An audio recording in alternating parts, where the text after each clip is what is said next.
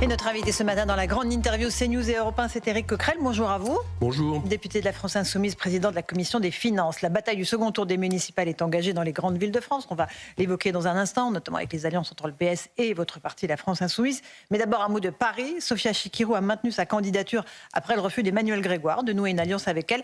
Est-ce que vous ne prenez pas le risque de faire perdre la gauche, finalement, dans la capitale ? En tout cas, M. Grégoire a pris ce risque de faire gagner Mme Dati, éventuellement. Mais c'est lui qui le prend.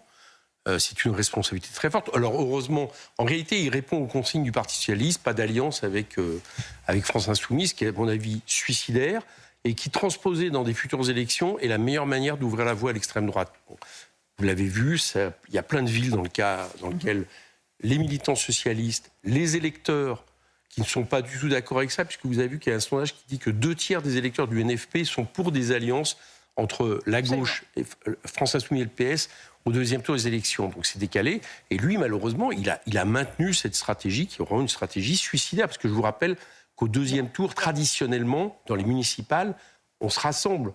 Il n'y a pas de désistement, ça n'existe pas, ça c'est législative. Non mais ça c'est Marseille par exemple. Je veux vous poser le cas de Marseille où M. Delogu se retire. Oui, on l'a fait, parce qu'à Marseille, c'est le Rassemblement national. Et vous savez que nous faisons une différence, nous encore, entre l'extrême droite et le reste des partis, du moins ça dépend comment ils sont représentés. On fait une différence, par exemple, entre M. Alizio, effectivement, et Mme Dati. Donc, à partir du moment où on fait cette différence, on ne peut pas nous demander, nous, partout, d'accepter l'oukase du Parti Socialiste, qui serait de dire, écoutez, vos électeurs, on en veut bien, mais vous, du vent, ça ne marche pas. Allusion à M. Grégoire, qui, là, n'a pas alliance avec la France Insoumise, mais qui a pris vos voix, évidemment, en 2024, lors des législatives, lorsqu'il a été élu sur l'étiquette NFP.